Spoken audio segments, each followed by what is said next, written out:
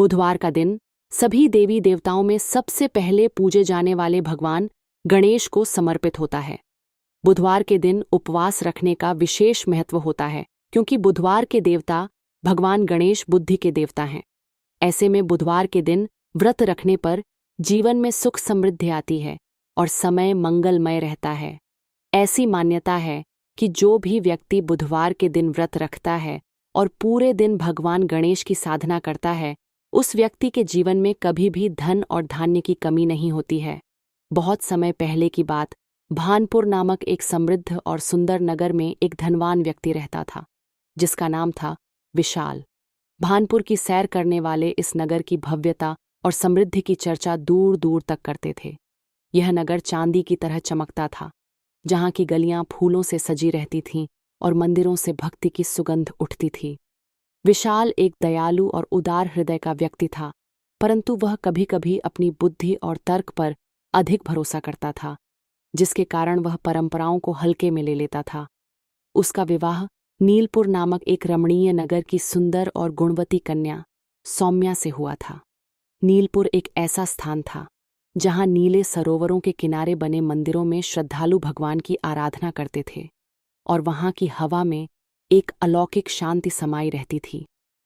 एक बार विशाल अपनी पत्नी सौम्या को लेने के लिए नीलपुर जाने का निर्णय लिया। वह दिन था बुधवार का, जो परंपराओं के अनुसार शुभ कार्यों के लिए यात्रा करने का दिन नहीं माना जाता था। सौम्या के माता पिता ने जब यह बात विशाल को बताई तो उन्होंने विनम्रता से समझाया, बेटा, आज बुधवार है। हमारे शास्त्रों में कहा गया है कि इस दिन यात्रा करने से अनिष्ट हो सकता है। क्यों न तुम कल प्रस्थान करो। किंतु विशाल ने उनकी बात को हंसी में उड़ा दिया। उसने कहा कि वह ऐसी मान्यताओं पर विश्वास नहीं करता और केवल अपने तर्क को ही सत्य मानता है। सौम्या के माता पिता ने बहुत समझाया, पर विशाल अडिग रहा। अंततः सौम्या को विदा करवाकर विशाल ने उसके साथ यात्रा शुरू की। सौम्या का मन थोड़ा भारी था क्योंकि वह अपनी माता पिता की बातों को महत्व देती थी, पर वह अपने पति के निर्णय के आगे चुप रही। दोनों ने एक सुंदर रथ में अपनी यात्रा शुरू की, जिसे 2 मजबूत घोड़े खींच रहे थे। रास्ता हरा भरा था, जहां दूर दूर तक फैले खेतों में फसलें लहलहा रही थीं और पक्षियों के मधुर स्वर वातावरण को और भी मनोरम बना रहे थे।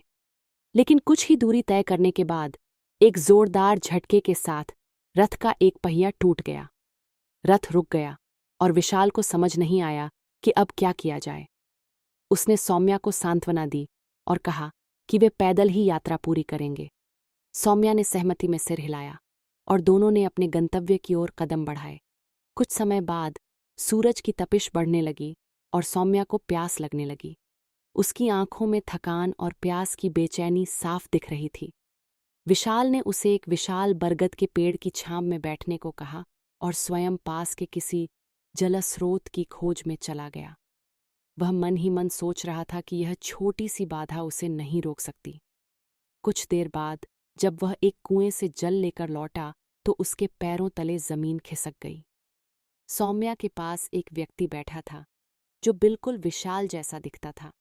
उसकी शक्ल, कदकाठी, वस्त्र और यहाँ तक कि बोलने का लहजा भी विशाल से मिलता जुलता था। सौम्या भी अपने पति को देखकर हतप्रभ थी। वह दोनों पुरुषों को देखकर भ्रमित हो गई और समझ नहीं पाई कि उसका असली पति कौन है। विशाल ने उस व्यक्ति की ओर क्रोध भरी नजरों से देखा और पूछा कि वह कौन है और उसकी पत्नी के पास बैठने की हिम्मत कैसे की। उस व्यक्ति ने तुरंत जवाब दिया कि वह स्वयं विशाल है और सौम्या उसकी पत्नी है। उसने दावा किया कि वह सौम्या को उसके मायके से विदा कराकर लाया है और जब सौम्या को प्यास लगी तो वह जल लेने गया था।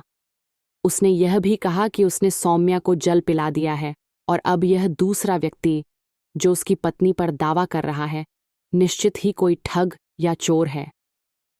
विशाल यह सुनकर आग बबूला हो गया। उसने उस व्यक्ति को झूठा करार दिया और कहा कि वह स्वयं सौम्या को जल लेने गया था। दोनों के बीच तीखी बहस शुरू हो गई और बात इतनी बढ़ गई कि वे एक दूसरे पर चिल्लाने लगे। उनके इस विवाद को देखकर आसपास के कुछ ग्रामीण वहां एकत्र हो गए। कुछ ही देर में नगर के सिपाही भी वहां पहुंच गए। सिपाहियों ने दोनों को पकड़ लिया और उन्हें राजा के दरबार में ले गए। राजा एक विद्वान और न्यायप्रिय शासक थे, जिनका नाम था महेंद्र। उन्होंने दोनों पक्षों की बातें ध्यान से सुनी। सौम्या से भी पूछा गया कि वह अपने असली पति को पहचान सकती है या नहीं, पर वह भी दोनों में कोई अंतर नहीं कर पाई। दोनों पुरुषों की शक्ल, व्यवहार और कहानी इतनी समान थी कि राजा भी उलझन में पड़ गए।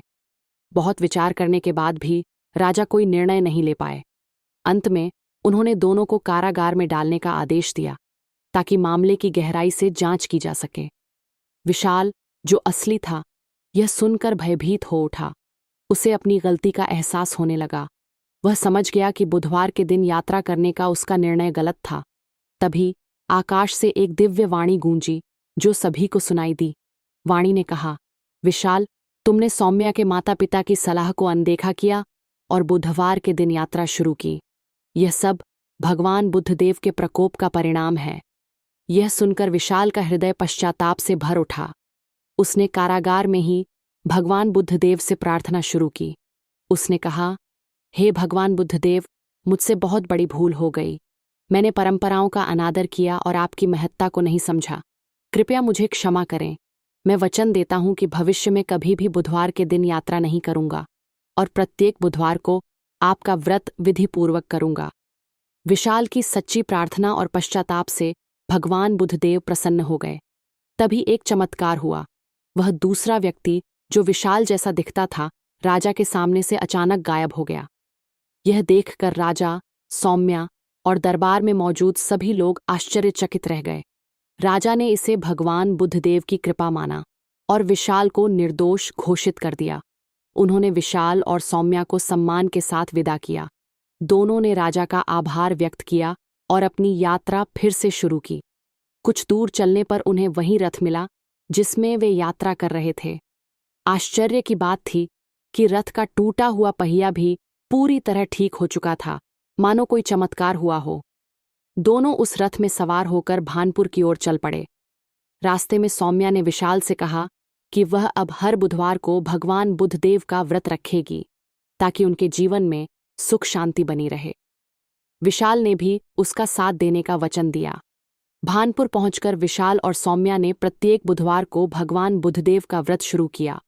वे पूरे विधि विधान से पूजा करते और व्रत कथा सुनते। भगवान बुद्धदेव की कृपा से उनके जीवन में सुख, समृद्धि और शांति का आगमन हुआ। उनके घर में खुशियां बरसने लगीं और उनकी भक्ति की चर्चा पूरे नगर में फैल गई। इस प्रकार जो भी स्त्री पुरुष सच्चे मन से बुधवार का व्रत करते हैं और इस कथा को श्रद्धापूर्वक सुनते हैं, भगवान बुद्धदेव उनके सभी कष्टों को दूर करते हैं और उनके जीवन को सुखमय बनाते हैं।